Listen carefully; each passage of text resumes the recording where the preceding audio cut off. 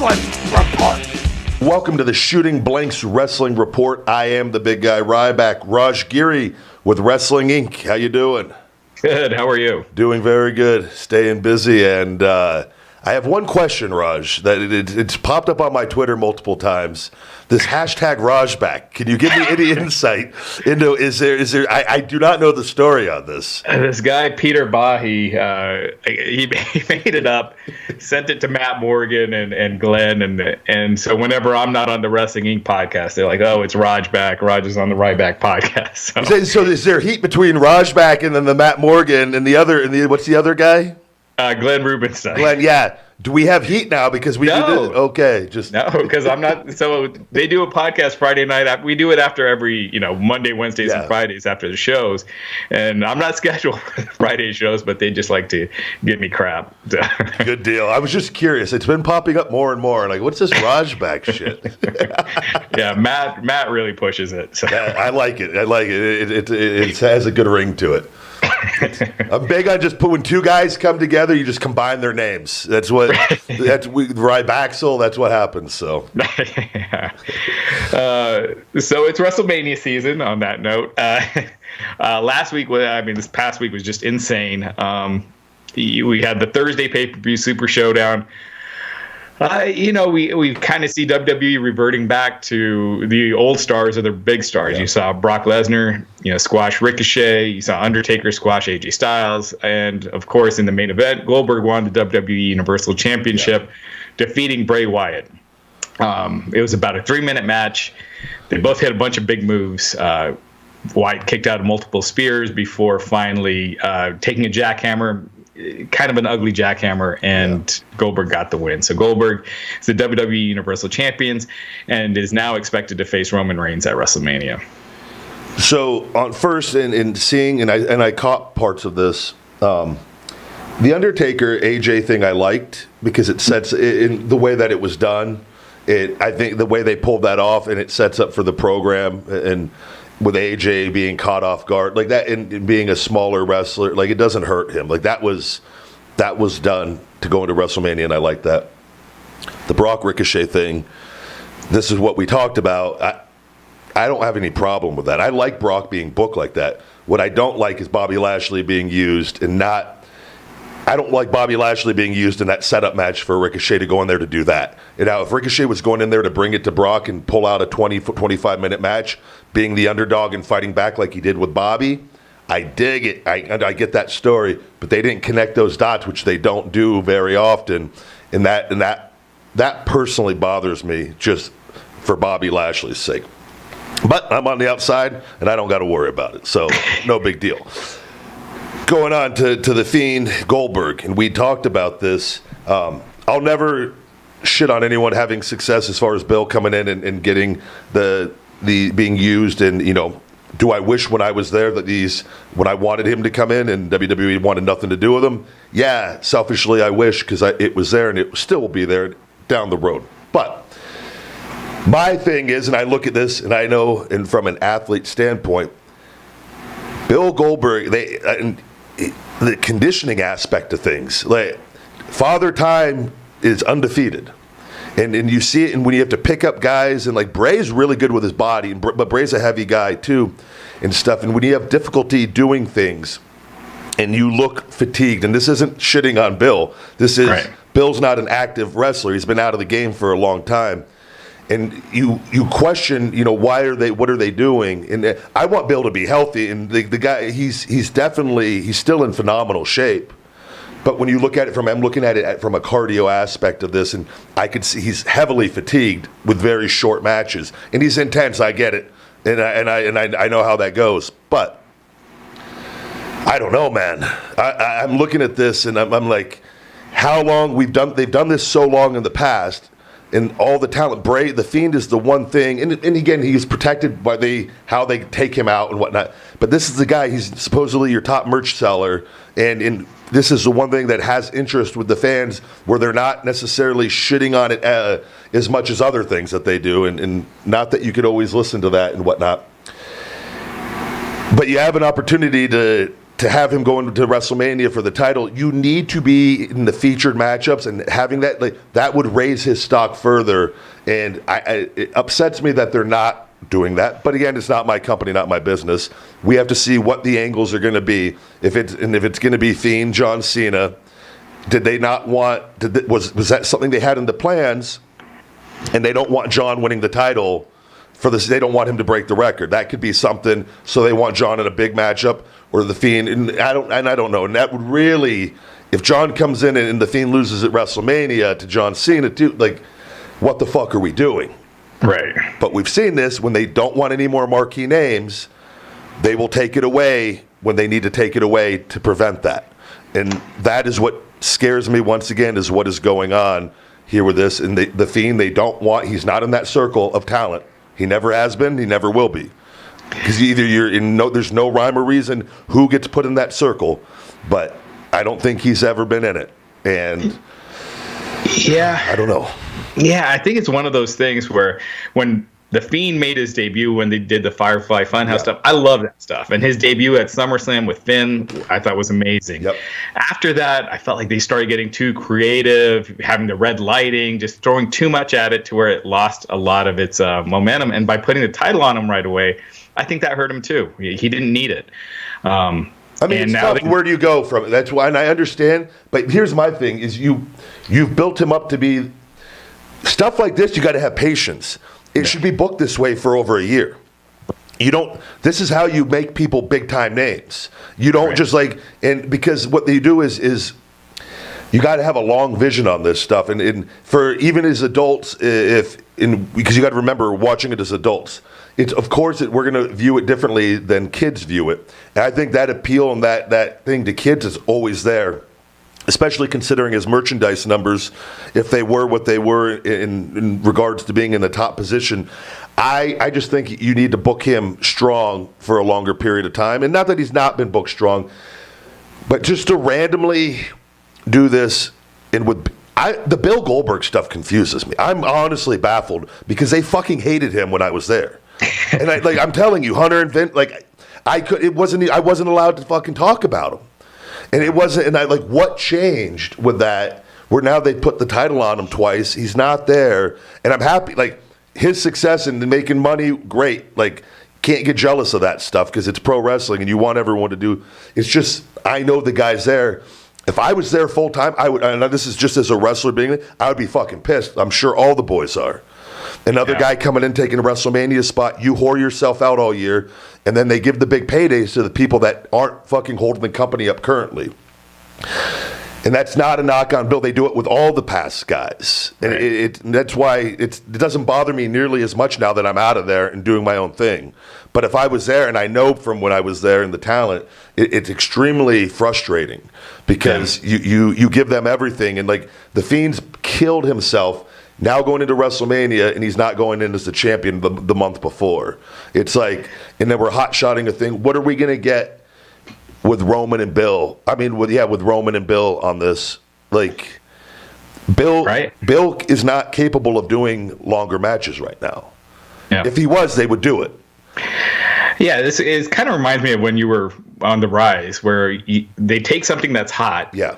Botch it completely, and then have to revert back to the old stars. Yeah, no, it's really, it's frustrating, and I've lived it, and I know, and I've lived it where the buildings were fucking shaking, and with it's a tough pill to swallow, and because they don't, and it's just the business model. That's what they don't want the guys to be too big anymore, and then so I don't know, and I get the match, the appeal with Goldberg and Roman. But I don't see, and I watched the match, and that's in Saudi over there. But it just feels like it's too late. That match that's not the match to make, unless because it's putting the title on Roman most likely again. Which this it doesn't do Roman any favors. But because it's going to be he's getting forced again down people's throats in getting the big matchups when the Fiend should be in that position. Going with the momentum, I feel to give him that big WrestleMania moment, because it's not going to be there next year. This is now. You do it now, and now I feel John's going to come in and with me when the power started getting pulled, and then John came in and did the cleanup crew, Right. And that's what I feel like is going to happen again, possibly.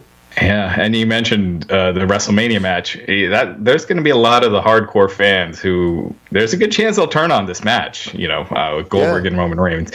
But let me ask you this: the original plans were for the Fiend to face Roman Reigns for the title, and then John Cena to face Elias. So now it's Bray Wyatt versus John Cena, Goldberg versus Roman Reigns. I do think that the change is for the better as far as those matches go. Yeah, I mean, I don't have a problem. I like Elias a lot. I like Elias. Mm-hmm. I think I like Elias versus John Cena if Elias is going over. Yeah. I don't, because that does elevate Elias. And then, but the problem with that is then you got to continue to book Elias good, which they won't do. Yeah. So they're not going to do that. And John is coming in for a big payday, a big matchup. And I think John, and this is in knowing how Vince thinks, I think John has been used when he's come back. I don't think John, from when he was active to when he left, his value diminished a little bit, in my opinion. And I know how Vince is. Vince is looking at this as Cena needs a big win at WrestleMania to reestablish him as the Babe Ruth of in pro wrestling. That's how Vince looks at things. So he's not looking at it, what are my current guys that are holding up this company, how can we elevate them higher? It's how can I keep John Cena's legacy intact? That's how Vince thinks, and that's what's going to happen. I can guarantee you with that. And then again, with Goldberg, he didn't, for whatever reason, he probably thought that what they did, and this is how they operate too for people to understand. In Vince's head, he could be thinking Roman might get heat beating Fiend, and people will turn on Roman if they do that match at WrestleMania, but they don't give a fuck about Bill really anyways. They'll use Bill, they'll pay him, but they'll get Bill internet heat. And they don't give up. This is shit they do. This is how they operate. They'll let Bill have the moment and get the internet heat, and then fucking have Roman save the day from taking it off of Bill. And in Vince's eyes, that makes Roman then the savior. Now we've talked about WWE moving the pay-per-views to streaming. Now there are reports that they are negotiating with ESPN. That is one of the main ones. So that would be moving. And if that happens, Vince said it would be this quarter. So that's the end of this, the end of March. So we're talking about a few weeks. So WrestleMania presumably would be the first show on there. And if it's ESPN Plus, there's a good chance it'd be like the UFC pay-per-views, where not only do you have to buy a ESPN subscription for $4.95 a month, but you got to purchase the pay-per-view on top of that. Yeah. Now, if they're going to do that, we've seen ESPN push the UFC guys. So by putting the title on Goldberg and having Goldberg all over ESPN, that's someone that fans from yesteryear, lapsed fans will look at and be like, oh, Goldberg, he's in the mix. He's at WrestleMania. Yeah. Do you think from that standpoint, it might actually help and be a good business move if that is what they end up doing, is moving to ESPN Plus? I love the move to ESPN Plus, and I think that is whatever backlash they're going to get from the hardcore people bitching about what they pay. WWE, the whole network thing was fucking a horrible thing for the 9.9. As a talent, people there, what the fuck are they doing giving this stuff away for free? It was horrible, and looking back, it was horrible all the way around. So my thing is, that business model isn't working. They need to fix it. I think, and we talked about this, I think going to ESPN is the only move they should even consider. I don't like going to the Peacock, NBC. I think that's too high risk. The ESPN UFC model is working. Mm-hmm. It is working. And they want that more mainstream exposure. Now, great. Goldberg can still be pushed on that as a WrestleMania match without having the title still. Right. Because again, you're sacrificing the talent there. Like I said, they've just printed money, and it's not backed by gold anymore. And it's you got to give. We see it it's like with Roman. They'll let Roman have the big moments. They keep it he's part of the family, and there's only a select few guys that are allowed to have those moments, even if they don't have the momentum. And if they do give somebody else another chance, it's for a brief period, and then it's taken away. It's like Kofi. Okay, we'll give him his moment. He has a little bit of a run. Okay, back to what you were doing, and it's not sustained. So right. I like the move to ESPN Plus. They're going to get backlash over it. At the end of the day, I'm telling you, Raj, these people bitching, they're going to fucking order the pay-per-views. So, bitch all, and this is me, and I understand you guys are frustrated because you think everything's so shitty, and I'm fucking telling you, they will fucking buy it. Yeah. They will, and for everyone that doesn't, there'll be 10 that do. Yeah, and to your point, granted, this is Conor McGregor. He is the biggest draw right now, but his ESPN fight did over 1 million buys just through ESPN Plus. Tyson Fury, he had the biggest boxing fight in a long time. That last weekend on traditional pay-per-view, that only did 800,000 buys. So, the things are changing to streaming. Yeah, and ESPN is marketing it appropriately. That's why I was saying they have hit a thing, and I ordered it, and I got it, and I get the UFC fights, and I actually ordered the boxing thing, and it felt weird. Haven't ordered it off the TV in a while because I've been doing all the UFC off the PlayStation there with the ESPN Plus, and the people they're all gonna bitch. That's what they do. They're gonna bitch about the $4.99, and then they're gonna bitch about the pay-per-view thing. WWE just has to look at this and just from this is the new model, and I honestly think they'll be making more money than ever in the next 3 years if they can't on the pay-per-view side of things, getting that back on track, and the boys will hopefully make more on pay-per-views, and like our generation really got fucked on that. So, yeah. So let's talk about the WrestleMania card real quick. There's a ton of matches, so we could just kind of run through it real quick. So far announced, obviously, Drew McIntyre versus Brock Lesnar and Charlotte Flair versus Rhea Ripley. So those are the ones that are confirmed. Okay. So now we're getting to the rumored but not confirmed Roman Reigns versus Goldberg, John Cena versus Bray Wyatt. And you actually think Cena's probably going to go over there, you were saying. Knowing how Vince is, I think he's going to he's looking at this from John Cena needs a big WrestleMania moment to keep him as the Babe Ruth of in pro wrestling. You think I could totally see that. I know enough about Vince, and Bray's not in Vince's fucking little circle. John is. Yeah. It won't shock me. Yeah, when I say fans will riot, I mean on their keyboards. I don't. For the talent safety, I would never want that. Honestly, I wouldn't want to be a part of that. But there'll be a U.S. title match. Right now, the champion's Andrade, so assuming he'll be defending probably against multiple opponents. Humberto will be in there once again, I feel like. They got to beat him again. Or you never know. Humberto's had 25 title challenges, and then WrestleMania comes around and he won't be in it. He'll just be in the Battle Royal. He did lose again on Super Showdown. Fucking Humberto. The Intercontinental title, Braun Strowman. He'll be defending probably against multiple opponents as well. SmackDown Tag Team title match. It's John Morrison and The Miz. The rumored opponents are Robert Roode and Dolph Ziggler, although that's not official either. That will probably honestly be a tag team. They'll do the four because they're going to want to get everybody on the card. New Day will probably be in that match. Like they're going to probably do like a 4-corner tag match. They tend to do that with WrestleMania now with the tag titles. Yeah. Similarly, the Raw tag team titles of Kevin Owens and a partner versus other teams versus Seth Rollins and Murphy. So Seth Rollins going from beating Brock Lesnar last year to being in a tag title match. Yeah, but that's that's kind of the way the story, how things have progressed with him. And I don't know if they, when they switched him heel, if they just got away from the babyface thing, and because they didn't think it was working. I don't know. My thing is Seth is in that circle. He's always figured in. So he'll be on the main card. He'll be on the main card, and he's going to get a good payday. So you can't with that. You're not always going to be in that top spot there. He's in that circle, so he's getting figured in, and that's all you could ask for with the current storylines and the way things have progressed. So. Yeah. This is more or less confirmed. They pretty much shot the angle before they did the match, but Shayna Baszler will challenge Becky Lynch for the Raw Women's Championship. This one was kind of interesting. Natalya and Beth Phoenix. So Beth Phoenix will be coming back, and they will be challenging Asuka and Kairi Sane for the WWE Women's Tag Team title match, which I don't think has been defended since December. Wow. So, yeah. Man, again, it's good to have. You want to be on that card one way or the other. So I don't know how they pull these off. Like from a fan standpoint, sitting there for that long, But it's from a talent standpoint, you want to be on that card, on the main card.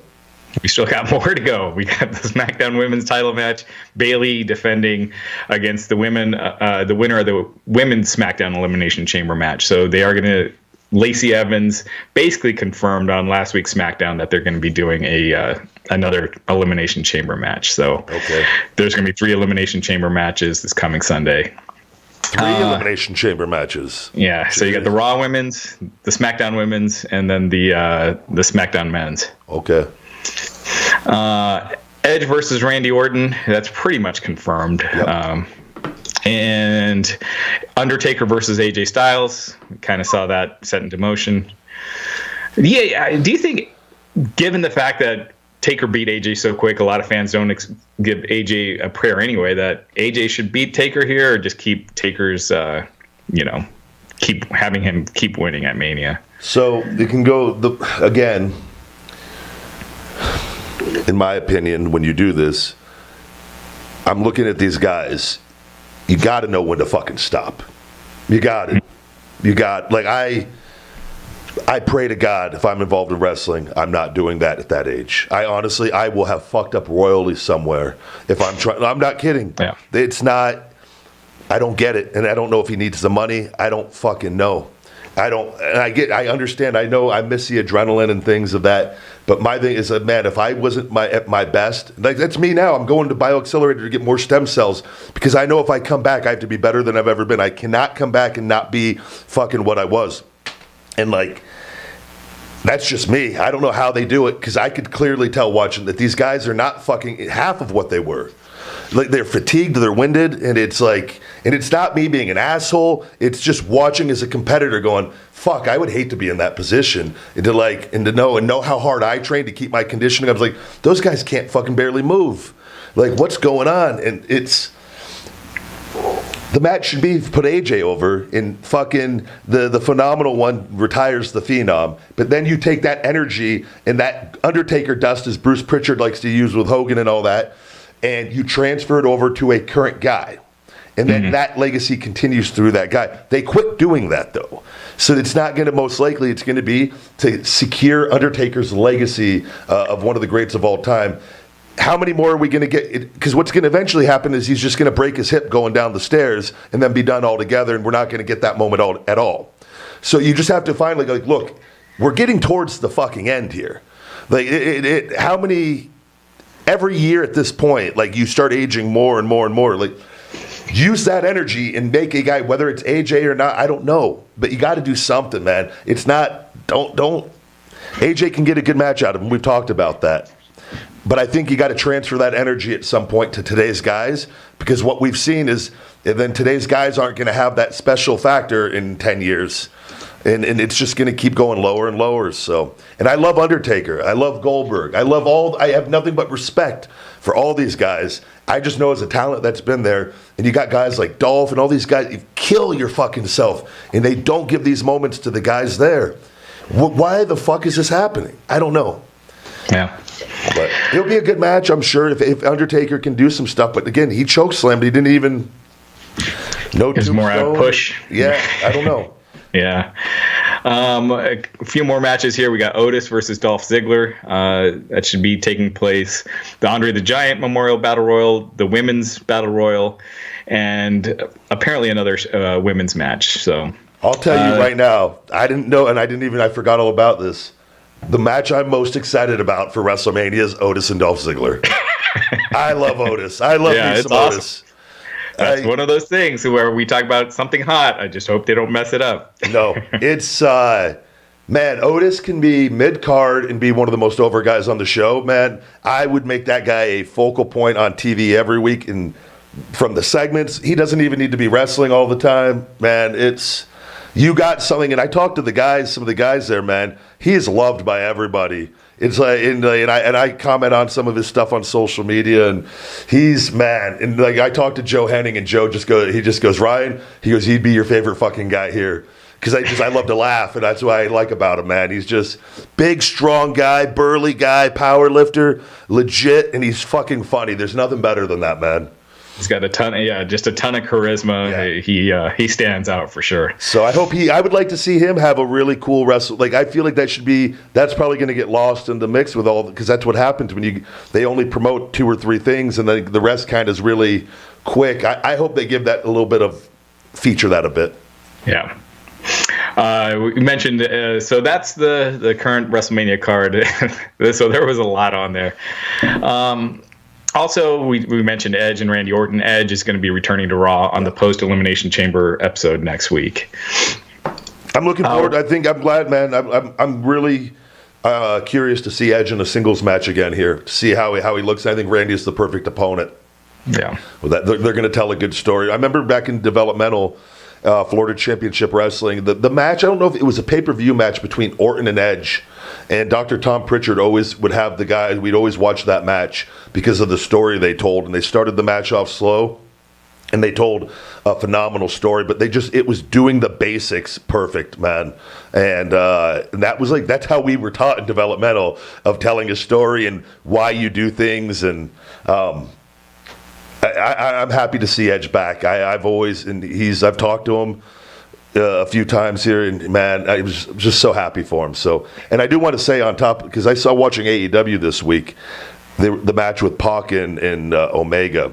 Yeah. And I love those guys, but Kenny took a power bomb off the top, and not even 20 seconds later or whatever it was back on the offense. And it just is, for me as a fan and coming up and being taught with the psychology. It's really, and I don't want to ever shit talk guy, and I understand. I just know in my matches that will not happen in my matches, because to me it's disrespectful to the legacy of pro wrestling and the people that came before that put psychology in place, and because it doesn't make any sense to me. Didn't they do a brain buster off the top rope too and kicked out at 2? Yeah, but I just something know like that. I feel like you should stop the match, have him do a stretcher job. It ends that way, dramatic. But kicking out at 2 just means the move didn't hurt that much. And what you're doing is when you do all your other regular moves for the rest of the match, and you're getting more closer on a pinfall on regular moves, and you're doing a power bomb off the top. Mm-hmm. And he literally was back on the offensive and came right back and did the thing in the corner with Pac, and then hit him with one of those other suplexes and was back covering him, not selling. And I'm like, if that would have gone on in developmental and in WWE, you'd be pulled aside, and they would explain to you that you don't know how to work. And now because you're not going by any there's no psychology in it. And I don't understand that style. And now it's okay to get away from the rules occasionally. And tying this all together, the guys like Randy Orton and Edge, they know how to do that stuff and tell stories without doing stupid shit like that. And I'm just not a fan of it, man. I like the moves. Yeah. But make them mean something, and you don't have to do 500 moves in a 20, 30-minute match. You could do 2 or 3 and get even louder reactions, and you actually keep psychology in place, and your regular moves will suck people in more, and you could get. It's just, I'll never understand it, and I don't have to understand it, because it's pro wrestling. It's art, brother. You can do whatever the fuck you want. That art won't exist in my matches. That's what I know. Absolutely. I mean, I agree 100%. Yeah. And I think with Edge and Randy Orton, I'd argue, you could tell they probably have a lot of influence in this angle, but it's probably the best angle leading into WrestleMania in a long time for best build for a match. Absolutely. So far. It feels personal. Mm-hmm. There's emotion behind it, because there's a story, there's a backstory, the history. And I think WWE, you got to give them credit when they do something good. And that is definitely one of the better angles going into WrestleMania. Yeah. One thing also, when we were talking before we started, I forgot to mention, but a huge story this week. Samoa Joe was suspended. Oh, yeah. His first wellness policy violation, suspended for 30 days. He has been injured. This actually was reported earlier this month, and then WWE never, announced it. And then the WrestleBoat's Twitter account that had reported the suspension, they've broken other stories in the past. They apologized, and then it turned out Samoa Joe actually was suspended. They just hadn't announced it yet. So apparently a lot of times WWE, when there's a suspension, they'll just hold off on it until, hold off on announcing it until they're ready. See, that seems really shady in itself right there. Because, like, if that was a UFC, and then again, it's pro wrestling, right? But this just kind of goes back to a lot of the things they do. If a UFC fighter, if Conor had a fight and he popped, got popped for whatever on a drug test a week before the fight, and they go, we're going to hold off. We're going to announce it after this big fight. And he goes, you know what I mean? And granted, this is pro wrestling. It's a little different, but you would think that the moment the guy, and I'm looking at this from, this is where there's holes in this drug testing. Aegis, okay, this guy is tested positive. This guy is now suspended. You guys have to announce this immediately. That just shows that the drug testing company, it's all a fucking bullshit thing. It's a cover because the company, that company now is, why is that that should be enforced immediately. Mm-hmm. So that to me, I don't like that. Yeah. And I know from guys, and those part-timers coming in, these guys aren't getting drug tested. Right. They're not. Yeah. And it's not fair to the talent there full time. It's fucked up. And I know when I was there, it bothers me. Because it's like I kill myself to fucking be something special, and you got guys that can fucking pop whatever the fuck they want to pop and come in and look like $1 million, and you gotta fucking, I don't know, man. Something I want drug testing in wrestling like as strict as possible because I'm gonna look fucking phenomenal regardless. I don't give a fuck what the others look like. So when you were in WWE, how many times a year would you say they tested? A lot. There was 5, 6, 7, 8 times. It was. I mean, sometimes it was in that range. So was it more than quarterly? It was, and I think there was a period where I went like 4 or 5 months without getting tested at one point, and that was like the longest ever. And I remember then right after I got tested like every time right after that. But again, like the guys, I was always clean and always like where they know I don't do marijuana or anything like that at the time when I was there. So like when you're constantly giving clean tests, they're not as concerned. But like as guys that pop for weed, they get tested all the time and whatnot. So, or if you do fail for performance enhancing drugs, you're going to probably be tested a lot. So when they're testing, is it only at TV? It's not at live events. Would it only be TV pay-per-views? No. So it was TV and pay-per-views, and they would occasionally do live events. But they wouldn't tell the guys, and to try to catch people off guard, because sometimes people, whatever they would do, and they'd go into a live event and they think they got 3 days for something to get out of their system, and then they would be there at live events, and that's happened multiple times. And you go and you get tested, and that's when people tend to get popped, is on the live events, because they're not. And it's not everyone, right? They would just select a random group of people each time. And the referees, a lot of the people smarten the guys up to when the drug testing is going to be sometimes in advance.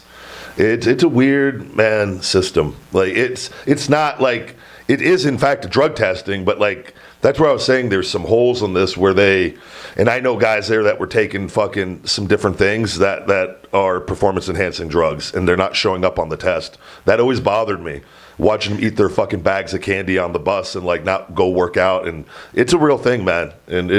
But end of the day, it's not my heart. So they're the ones that are gonna have to worry about it when they're older.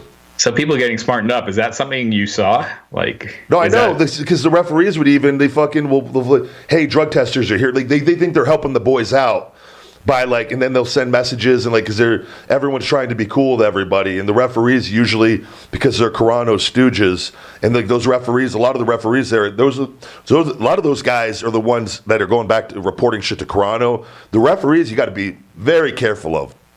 In WWE, they'll try to play cool with you, and they're the ones that are listening in on the boys, and then going back to Carano reporting shit, being stooges.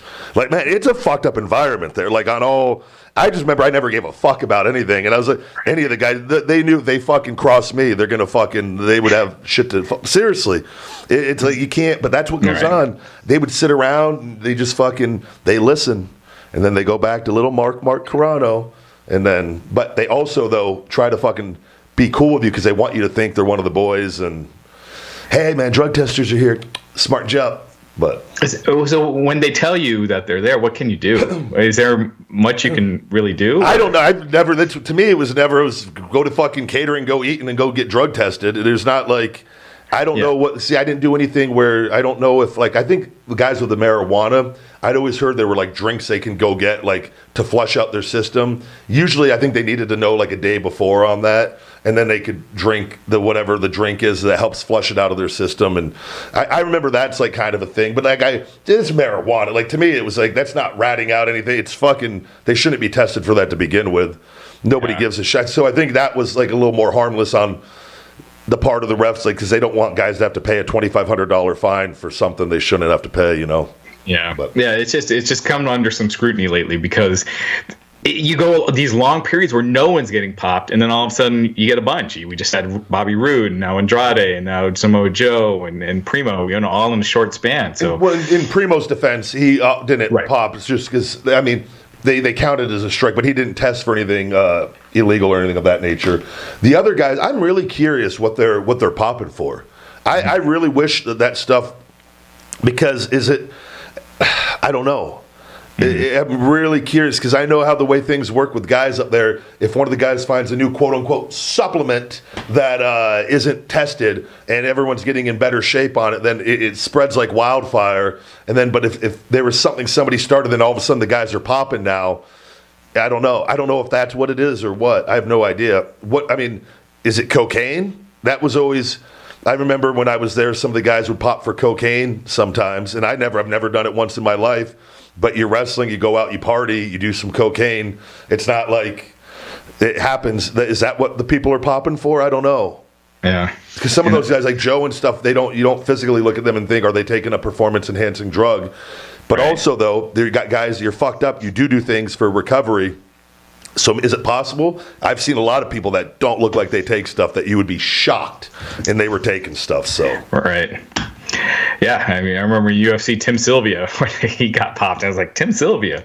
Yeah, but this isn't being bitter or angry about it or anything. The guys, that schedule is so fucked up. You're just trying to survive. Yeah. So like it's no fault of the talent, and I say that it is their fault, but. Right. It's a really screwed up environment, and it's not the healthiest environment, and you're just simply trying to go week to week by any means necessary. Yeah. One thing we didn't mention, Lance Archer. Yes. From New Japan. He will be debuting. He signed with AEW. He's going to debut on the next Dynamite, so which will be in my neck of the woods in Broomfield, Colorado. Man, I tell you, I'm going to get him on this show, hopefully get him on. And I was in developmental with him, and he was got called up to WWE there. I think the ECW there briefly. I think it was ECW, wasn't it? Yeah. And I never felt like he got a fair shake in WWE. He was always, man, a big guy. He can move. He's nice. He's liked by the guys. And he just was one of those guys that they really, I don't know, he got in on that shit list somehow, where WWE just saw nothing in him supposedly, and just was not used. And man, he left. I'd always see, and he went and he hustled and he busted his ass for fucking years here, and he would always be backstage at the Dallas shows and always get to see him and talk to him for a bit, and to see him finally get an opportunity to be back on TV and make some money makes me very happy, because anyone that I see that spends any time in this business, you want to see them walk away with a little money from it. So yeah, so it's a great get for AEW. They need more big guys too. They definitely, so that is a very, very good pickup for them. Yeah. And this next AEW Dynamite, they're coming off of Revolution, and the ratings this past Wednesday, it was both shows were down. Let me pull these up here. I got the wrong week. Here we go. So yeah, both AEW and NXT were down, but AEW still beat NXT, and not only did it beat it in every demo, which it had not done before. So even in the above 50, which NXT had won every week, this week AEW topped them everywhere. So AEW did 865,000 viewers on TNT, beating NXT's 717,000 viewers by 21%. It was number 9 in the cable top 150 in the 18 to 49 demo. NXT was 17. In terms of overall viewership, AEW was number 50. NXT was number 68. And with the Prime demo, the 18 to 49, AEW did a .30, which was on the lower end of what they've been doing. NXT did a .23, so AEW beat them by 30% in that demo. So that was their lowest rating in that demo this year, at least. I think it might be so far, where it ties for the lowest for AEW. Yeah. No, I mean, I don't know what else we can really say right now. I think everything is settled in. Yeah. AEW, I think, again, having that larger crowd or the larger arenas, it definitely helps. It's the show that I watch. I don't watch the NXT, and I couldn't tell you how good the show is or isn't, because I simply don't watch, because I won't ever have anything to do with that. And I know for me that's just not my thing. I want to watch wrestling I like watching it with the larger crowds. So AEW is just more appealing to me on that end. And NXT might be doing great things down there, but to me it's like a developmental still, and just from my experience. It looks like it too. Yeah. And it is. It's not a knock. It is. Right. Like, people are still learning, and you're always learning, but it is what it is. You can't say I was in FCW or OVW in Deep South, and I can't say, like, oh, I was in the big leagues. Like, I wasn't. It's Raw and SmackDown are the big leagues, and that's what it is. NXT's bigger than it was before in developmental, but I think AEW is going to continue to get these pieces. I hope they sign Jeff Cobb. I think they did, or they're going to. Yeah, they offered him a contract he hasn't signed yet. I hope he does, and with Lance Archer going in there and getting some more names, and I think in having a balanced show with having some bigger guys and with the guys that they have, I think I like the trajectory that they're on, and it's going to take time. And some of the things that we've seen early on with them that maybe kind of make you cringe, I think that gets less and less as time goes on. And a lot of the talent there and I don't like to use the word green, but they're green as far as being on TV. Right. And that takes time, and you got to be patient with it. And it sucks that they have to learn on big time TV, but at the same time, if you got the Arns and the Dean Malenkos, and you got some of the other producers there that can help them learn along the way, along with the guys like Cody and and Goldust and these guys. Goldust has a great wrestling mind. That stuff is going to be passed down over time, and I think the product's going to continue to improve. Yeah. Other ratings notes real quick. SmackDown this past week did 2.48 million viewers. It's been very consistent this year, basically between 2.4 and 2.6 million on Friday night. So it's probably been the most consistent show as far as ratings go. Backstage didn't register in the top 150, so we don't even have a number for it. Oh, wow. Ms. and Mrs., we don't usually bring it up, but it did 394,000. It was up against the AEW Countdown show, which almost did as good as Ms. and Mrs. And that did 383,000 viewers. Has that fallen drastically from what they originally were doing? Yeah, for Ms. and Mrs., it was the lowest rating ever in the history of the show. So I wonder what has happened with that. Again, I watched it a little bit early on. And I don't know, is it one of those things that once you see a few episodes, you've seen them all sort of deal? Well, I also think it used to have SmackDown as a lead-in. So it would be on after SmackDown on Tuesdays. And now NXT as a lead-in, it's not quite the same. And a lot of that NXT audience is not the mainstream WWE audience that stick around for Ms. and Mrs. Yeah. Those shows are tough to do. I'd imagine, too, with his schedule and the shooting on that, because he's only home on a limited period of time, so you're shooting. And I'm not a fan of those shows to begin with, because they're fake. A lot of it is and I saw how they did the Total Divas when they asked and wanted. I remember I think it was with Alicia, one of the producers, and they'd be like, "Would you date Alicia for the show?" And Alicia, and I was like, me and Alicia were friends, and I was just like, oh, wait, you want me to force a relationship to be on TV, and then you guys give me a bunch of fake shitty scenarios and Right. I can't do it. I wanted nothing to do with it. And I'm just not a fan of that, because I think that is misleading to people, because you're presenting it as reality TV. It's not like you're saying, no, this is WWE, this is entertainment.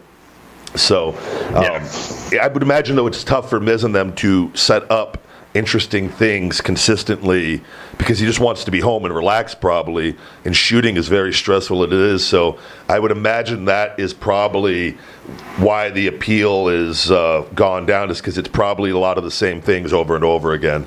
So. Right. Yeah, absolutely. Finally, Raw was down.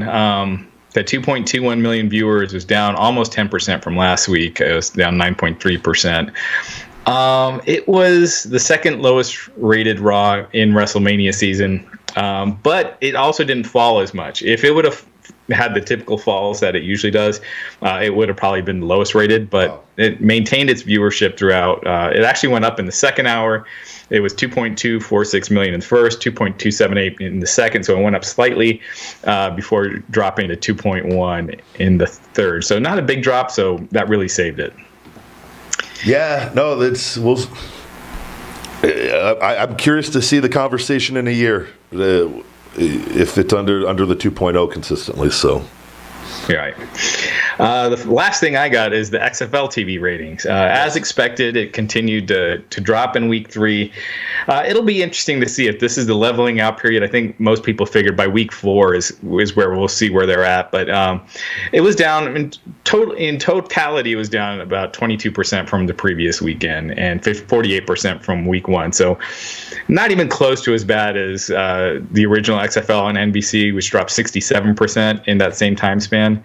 So Fox had said if they do 2 million viewers, it's satisfactory for XFL games, and they did right at 2 million viewers on Fox. So if they stay within this level, maybe a little down, but they might be all right and should be able to get a TV deal out of it. Yeah, again, we got how many weeks is a season? I want to say 10. Okay. And I'm not sure if that includes the postseason. I don't think it does, but okay. Yeah. I'm curious. I don't know, man. It's are they doing a lot of marketing for this? I hardly see anything. Because even online, I don't see. Like, I would think online, if you would want it where everybody is. I haven't seen one ad for it, and it's typically with marketing. You want people to know that there's football going on right now. That and don't see that. I don't watch a lot of TV, so I couldn't tell you on the TV end. But just as far as from the phones, usually when somebody's marketing something heavily, you see it. I don't know. Yeah. It's I feel like that's something that I've learned having a business, how important marketing is, and if people have to know you exist, and they have to see it. But it's something between it's like 6 to 8 or 6 to 9 times that people have to see an ad before it even registers in their brain, typically, that you even exist. And that's a percentage of that. That, like, what this XFL, and you see it, and you see it, and you see it. And then on time number 10, you're like, oh, maybe I'll click on this XFL and see. Right. So, and then you get a percentage of those people that might watch. And yeah, I don't know, man. We'll see. The drop is never good. But it's going to happen. Is it going to be down another 15% next week? We don't know. Yeah, we'll have to see where it levels off. I don't watch SmackDown Live usually on Friday night, so I don't know if Fox is advertising it or not during they're not doing it during the show. That would be a conflict of interest. WWE already has a lawsuit against them because of that. But Fox could run ads during SmackDown, when they don't have a paid ad for the XFL. So I don't know if they're doing that or not. I haven't seen it. Yeah. Obviously, on the commercials, I'm sure Fox has aired commercials for it, but that's like online marketing. I think everyone has their phones on them all the time. The sporting sites and all that stuff should be packed full of XFL stuff. Yeah. And I don't know, but that's why I was asking, because I don't bet or anything, so I don't know, but we'll have to see, man. It's a tough thing. It's starting that. But if they can get a TV deal and hit a season 2, and maybe get a few more teams and just turn it into a business that is profitable, then they have a shot at doing something. So we'll have to wait and see. Absolutely. Well, it was an action-packed week, but thanks as always for having me on. Absolutely. Anything you'd want to go to plug to wrap up this week, Raj? Just keep checking out WrestlingInc.com. There's so much content up there; it's ridiculous. And we also have our exclusive interviews. We've got Conan, who's just on fire. We have Greg Hamilton, SmackDown ring announcer. Scotty Riggs, Jimmy Corderas, Joey Janela, PCO, Ace Austin, Bull Dempsey. So just a ton of stuff. So just keep checking out WrestlingInc.com. Good deal. Thank you as always, Raj. And thank you guys very much for listening. Feed me more. Hey guys, it's the big guy Ryback, and I just want to say thank you very much for watching. Go ahead and punch that like, smash that subscribe button, and check out my all-natural supplement line. Supplement. Stupid. My all-natural supplement line. Feed Me More Nutrition, available on Amazon and feedmemore.com. And as always, Conversation with the Big Guy Ryback, available on all podcast platforms, iTunes, Google Play, SoundCloud, and wherever podcasts are available. Never forget, feed me more.